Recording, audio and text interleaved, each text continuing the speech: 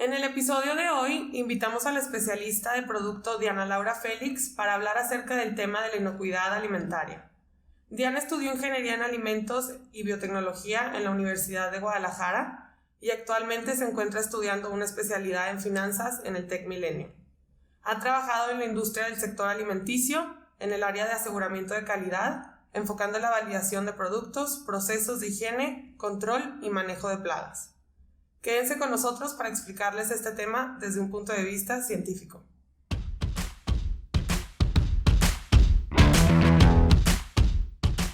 Café Conciencia. Del microscopio al micrófono. Un podcast enfocado en temas actuales desde un punto de vista científico. De la mano de nuestros invitados expertos, resolveremos todas nuestras dudas y nos cuestionaremos aquellos temas de los que tanto estamos hablando. Café Conciencia. Del microscopio al micrófono. Por CTR Scientific.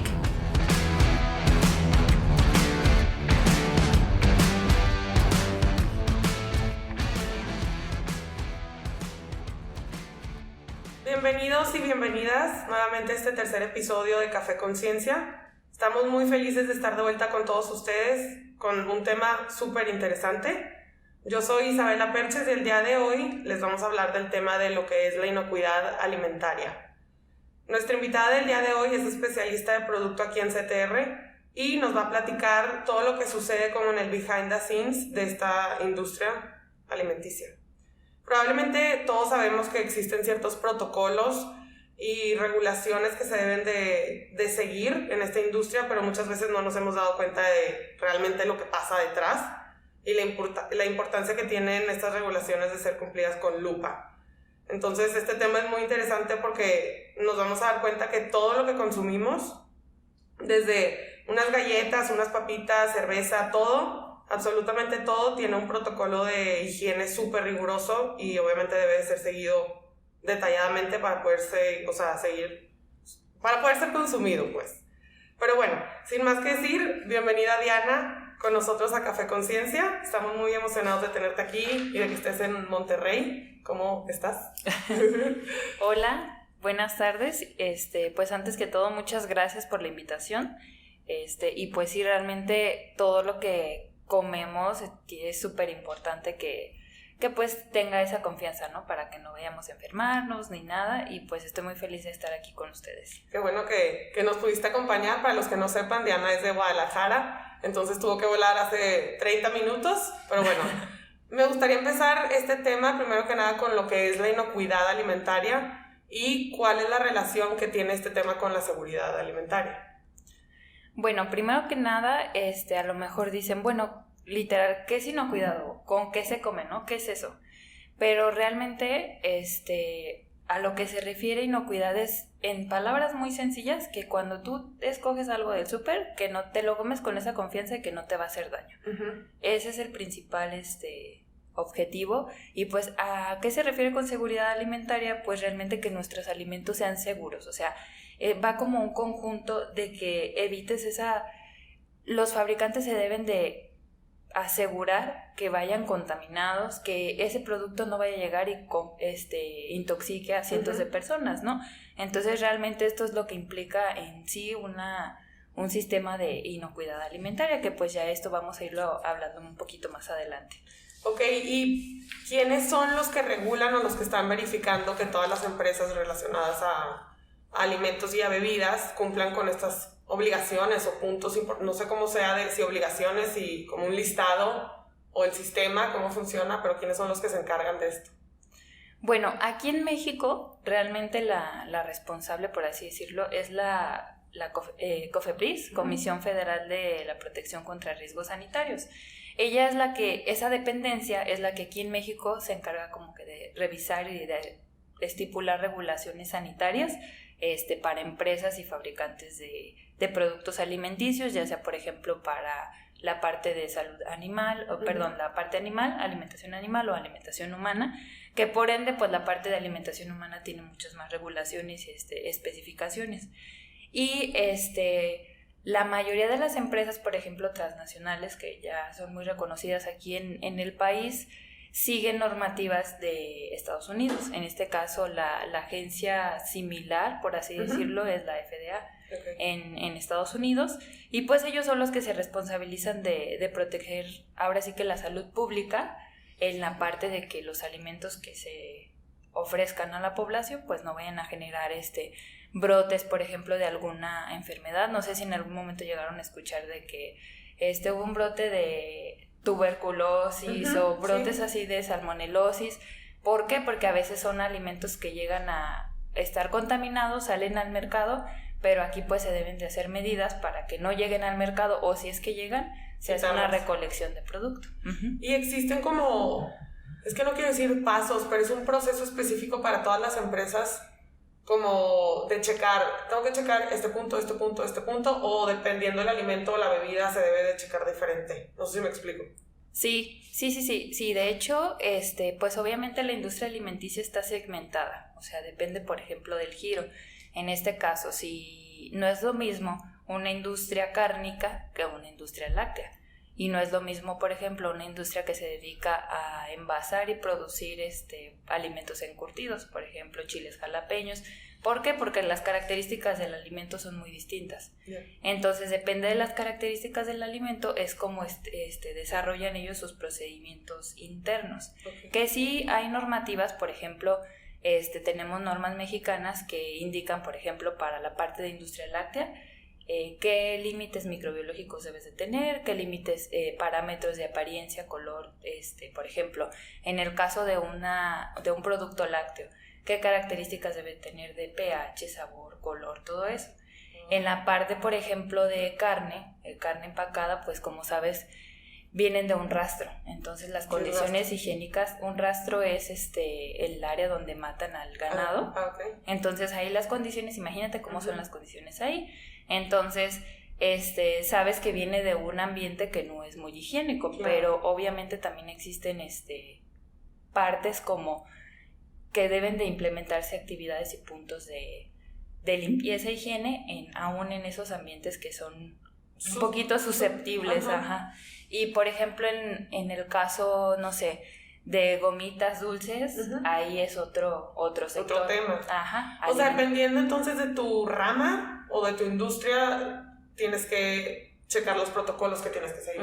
Sí, exactamente. Y la base principalmente de la mayoría, o por lo que debes de empezar, son buenas prácticas de higiene. Okay. Aquí, ¿qué se refiere? Que tú implementes que mínimo todo tu personal tenga un lavado higiénico de manos correcto, ingreso de cubrebocas, recolectar el cabello, pero eso como ya... las cosas básicas. Sí, ajá. Okay. ¿Y cuáles son los riesgos del consumidor si no se vigila la inocuidad en algún producto? Principalmente, bueno, igual voy a poner un ejemplo así como muy cotidiano. Okay. No sé, dices el día de mañana, ¿sabes qué? Me duele muchísimo el estómago, me duele la panza, no sé, así como muy cotidiano. Y lo primero que te pregunta el doctor o tu mamá, te dice, ¿qué comiste ayer? Claro. Entonces, se llaman ETAs, enfermedades transmitidas por alimentos. Estas son, pues como su nombre lo dice, puede llegar a ser una intoxicación. Es decir, que tú consumas un alimento que ya estuvo contaminado, que ya se produjo una toxina en el alimento como tal y tú lo comes así. Okay. O bien que tú lo comas porque ya estuvo en contacto y tengas una infección y pues ya, por ejemplo, ahí, ¿qué es lo básico? Diarreas. Diarreas, en algunos casos pueden ser... ¿Mande? Vómito también, ¿no? Vómitos, sí, exactamente. Y aquí, de hecho, no hay así como Sabes que en México las estadísticas no son muy confiables en ese aspecto porque realmente no lo reportamos nosotros como consumidores. O sea, claro. En Estados Unidos, por ejemplo, sí hay más datos estadísticos. ¿Por qué? Porque ahí van luego al hospital, ¿no? Sí. Y aquí es de que, tómate tal pastilla y con eso se te calma. Sí, como que no haces tanto rollo si te pasa algo. Ya son como que con más lupa checan todo y hospital y involucran a mucha gente.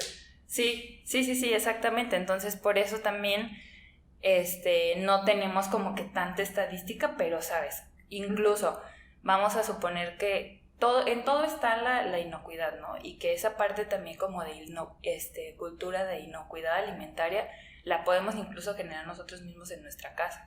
porque tú, de preferencia, o no sé si tus tías, tu mamá o así, es de que tengo mi tabla para la carne y mi tabla para los lácteos, la fruta. Exacto. Ajá. Y ese, fíjate, es un paso muy importante, porque ahí, quieras o no, ya estás teniendo una cultura de inocuidad. O sea, sin ya darte estás... tanta cuenta. O sea, yo pensé que era nomás para que no se apestara la comida. O sea, nunca me había puesto a pensar que pues si algo está contaminado, se te contamina todo. Sí, y aparte, por ejemplo, la carne cruda ya trae bacterias. Entonces tú al cocinarla reduces esa cantidad de bacterias. Entonces, si tú pones ahí, por ejemplo, el pollo y ahí mismo pones la carne, hay una contaminación cruzada. Wow. Todo eso. Entonces, si tú donde pones la carne, pones una lechuga, pues ahí obviamente la lechuga, a lo mejor como vas a comerla cruda, no tiene un proceso de cocción previo, pues puede es ser más probable.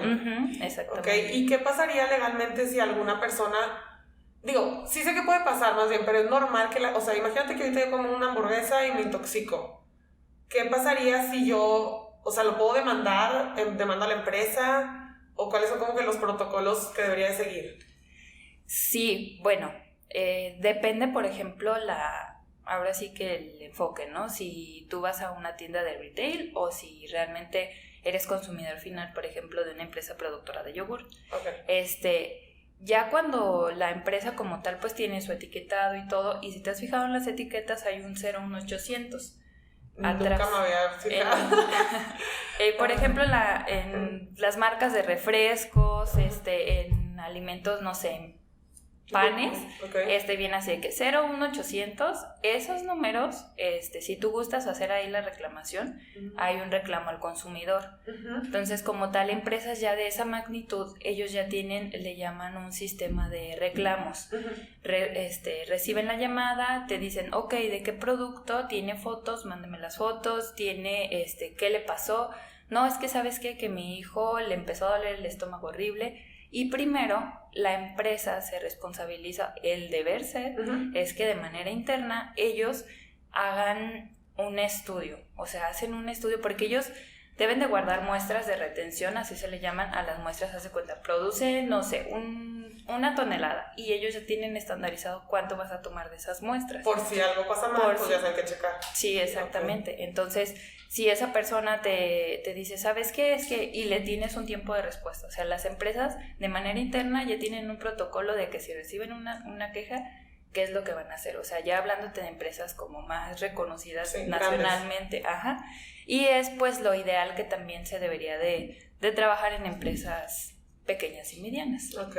¿Y cuál es la causa principal normalmente cuando un alimento sale de fábrica contaminado? O depende, ya sé que depende del producto, porque no es lo mismo comerte chiles que comerte un yogurt, pero ¿hay algo que tengan en común? O sea, que hay es que este batch salió contaminado por X razón. ¿Normalmente es la misma o no? En industria, por experiencia profesional y personal, todo puede ser un riesgo. O sea, todo puede llegar a pasar y por eso se recomienda, obviamente, que tengan sus protocolos principalmente de buenas prácticas establecidos. Porque puede llegar a contaminarse el producto desde que a fulanita se le olvidó quitarse un arete y se le aflojó y le cayó a algo que pues no debes entrar a una planta de alimentos y mucho menos, por ejemplo, de farmacéutica, ni maquillado, ni con aretes, nada, porque todo es un riesgo. Por ejemplo, dicen, ay, es que no pasa nada si traigo mis uñas largas. Pues obviamente no es higiénico, ¿no? Claro. No es un proceso higiénico. Por ejemplo, hablando desde esos puntos, pero así como ya partes muy específicas o como muy que dices, bueno, ¿a poco puede llegar a pasar eso? En algunas empresas incluso no permiten el uso de lapiceros con tapón. Hay unos lapiceros que tienen un tapón aparte. Ese es un riesgo. ¿Por qué es un riesgo? Porque puede aflojarse y por X o Y puede llegar a ser un riesgo. O sea, tienes que hacer una evaluación de todos los riesgos que puedan llegar a... O sea, analizar su materia prima siempre. Sí, todo. Tus áreas, las zonas. Por ejemplo, también una característica principal en una industria alimenticia incluso son los pisos, que sean pisos de material epóxico, pues por lo mismo, para que no pueda haber como una reserva de bacterias que puedan empezar a contaminar o así. No tenía idea. ¿Y qué pasaría ante la ley? Aunque la empresa sea chica, en mi casa yo hice brownies, o grande, como súper conocida que está en el súper, no cumple con los requisitos obligatorios y te llega a cachar la Cofepris. ¿Qué pasa? ¿Qué hacen? ¿Te clausuran totalmente? Cuando son empresas ya como reconocidas por ley, o sea, por ejemplo, vamos a suponer, en una empresa desarrolla su monitoreo ambiental, y si detectan, no sé, tal bacteria, vamos a poner el ejemplo, no sé, una listeria, así, son varias bacterias y esta es como que la más... Listeria puede causarte una enfermedad así fatal. Entonces, si se detecta de manera interna, la empresa debe de hacer sus acciones correctivas, preventivas e inmediatas sobre todo. Ya, por ejemplo, si tú ya tienes la marca registrada, sí te pueden penalizar, incluso pueden llegar a clausurarlo.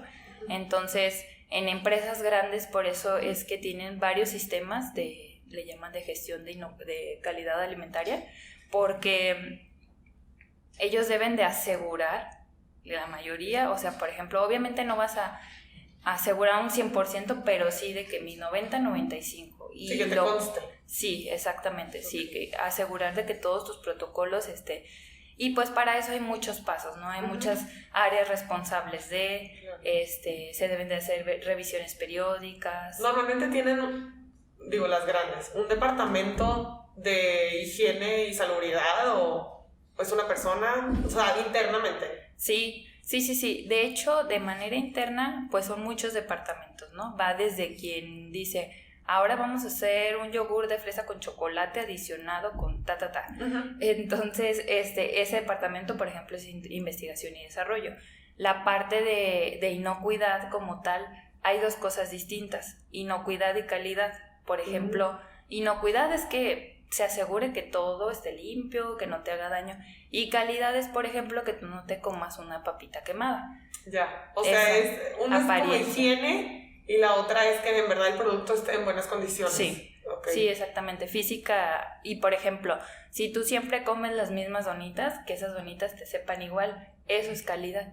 Ya. ¿Y cuáles son los procedimientos más importantes que debería realizar alguien que va empezando un producto, ya sea alimento o bebida, hasta en su casa, para cumplir con estas normas y estándares de calidad? O sea, hay cierta maquinaria que te asegura que tu producto esté ¿cómo se dice? No decir en buenas condiciones, pero que esté inocuo, ¿cómo se dice? Sí, que un producto sea inocuo. Sí, de hecho, bueno, igual yo pensaría ya como que de manera muy personal, y también es principalmente en un ambiente limpio. Primero vas a tener orden, limpieza e higiene, y al tener un ambiente limpio disminuyes la probabilidad de que haya crecimiento y desarrollo de plagas.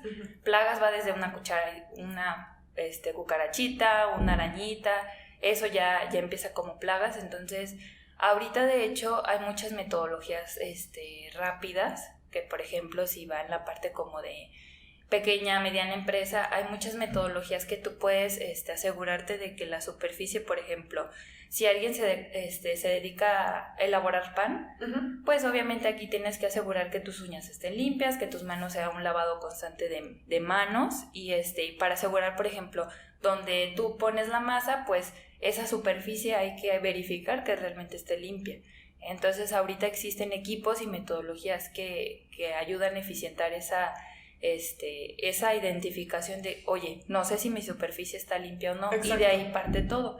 Y de hecho estos equipos es literal un hisopo y 5 segundos y te dicen, listo, wow, ¿está limpio o no está limpio? Entonces ya eso te da un indicativo. Sí, que vas bien, síguele, porque si no, pues yo la puedo limpiar con un trapo y ¿quién me asegura que sí en realidad lo estoy limpiando bien? Sí, exactamente. De hecho, ahorita que mencionas eso de los trapos, hay muchos estudios que incluso en una cocina que tú dices, mi trapito siempre está con cloro, siempre está limpio. Pero realmente a veces ahí es donde hay más bacterias, más desarrollo. También la esponja, por ejemplo, así como que una recomendación es de que la esponjita después de que lavas tus trastes así, secarla y ponerla seca. Casi siempre está en el jabón, Sí. entonces ahí quedan residuos de alimentos y pues también puede Híjole. haber un crecimiento ahí. Ok. ¿Y hay relación de este tema con el tema de los alérgenos? Sí, de hecho es un punto también muy, muy importante, o sea, por ejemplo, el de inocuidad, que dices, bueno, algunos alimentos causan alergias, por ejemplo, hay diferentes tipos de alergias, pero las alergias que se transmiten por el alimento, no sé si has visto en algunos casos los chocolatitos, que en la etiqueta dice, este producto se realizó en donde se fabricó almendra. Sí, o puede contener almendra. Exacto. Ajá. Y esto es una indicación de la norma, meramente, porque el fabricante tiene la obligación y responsabilidad de enunciar que su producto pasó por donde había un alérgeno. La FDA tiene determinados como 8 tipos de alérgenos.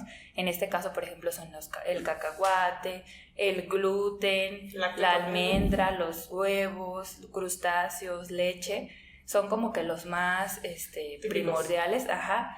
Y de hecho estos, aunque por ejemplo tú puedes decir, es que yo soy alérgica a la canela y aunque tenga poquito se me hincha la lengua, ¿no? Ajá. Y alguien dice, yo también soy alérgico, pero yo puedo comer tal cosa y no me pasa nada. Entonces eso depende mucho ahora sí que del sistema inmunológico de cada quien, porque es una reacción específica. Ujú. Entonces, por norma, en algunos casos te dicen, puedes tener hasta tantos miligramos, pero la sensibilidad de cada persona es distinta. Entonces, sí o sí, ellos deben de declararlo. Ujú. Y ahora me gustaría también relacionar este tema, pues, de higiene con todo lo que está pasando con el COVID.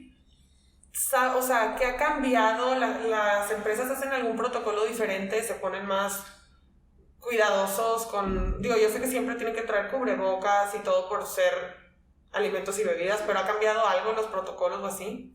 Sí, de hecho, entiendo que han hecho como una robustez de revisiones y de análisis, por ejemplo, sobre todo en la parte de... Ha implicado mucho, o sea, el tema de la pandemia ha implicado mucho en cuanto al impacto que se ha tenido, porque vamos a poner el ejemplo de una empresa que no es tan automatizada, que tiene más protocolos por mano de obra, no sé, empaquetados de forma manual. Uh-huh. Entonces, pues aquí se tuvieron que implementar y aumentar, por ejemplo, especificar más cómo hacer el lavado de manos en las personas, asegurar que también estas personas, pues obviamente no tengan contagios.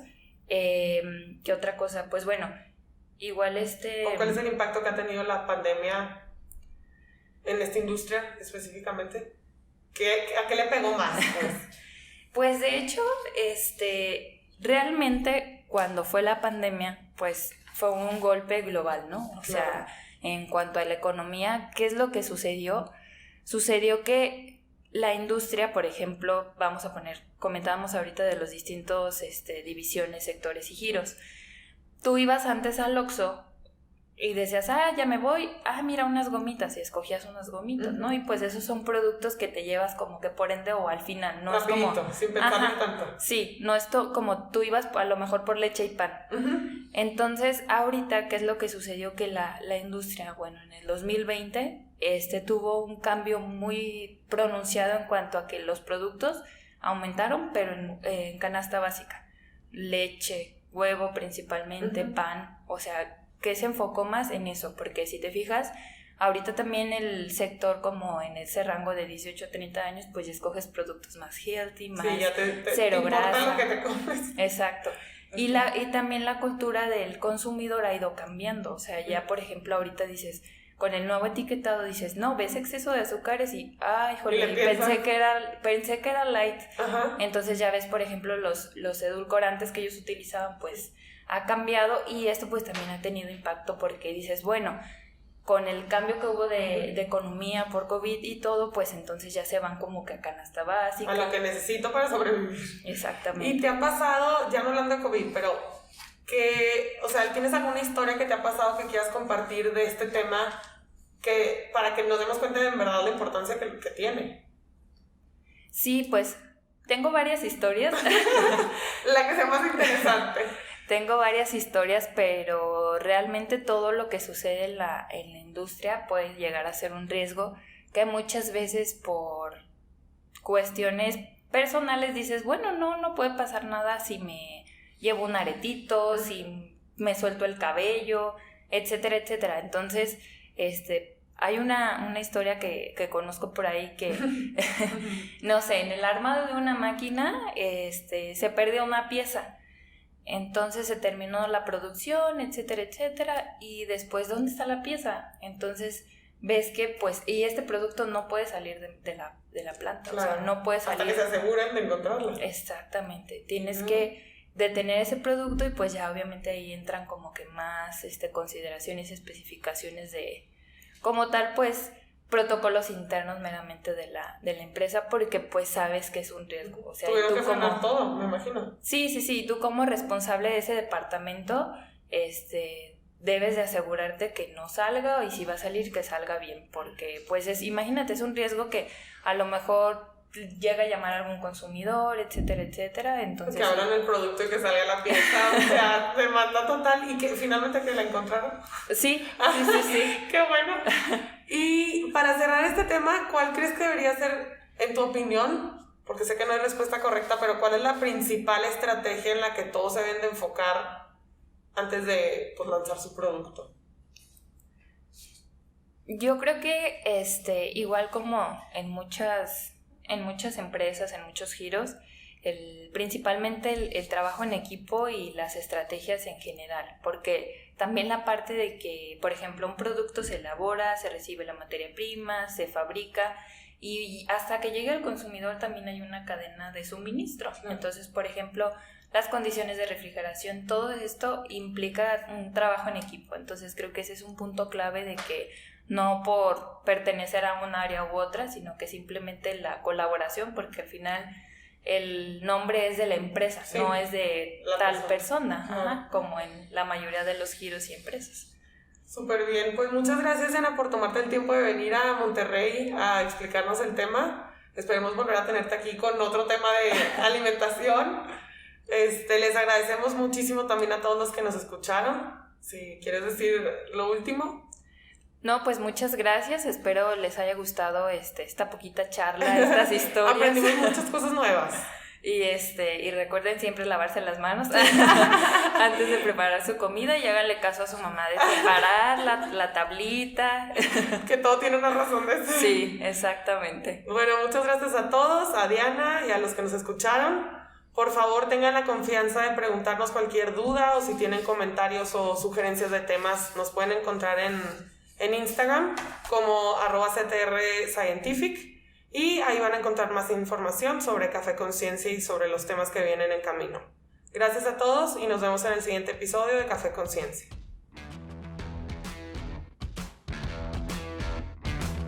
Esto fue Café Conciencia por CTR Scientific, del microscopio al micrófono.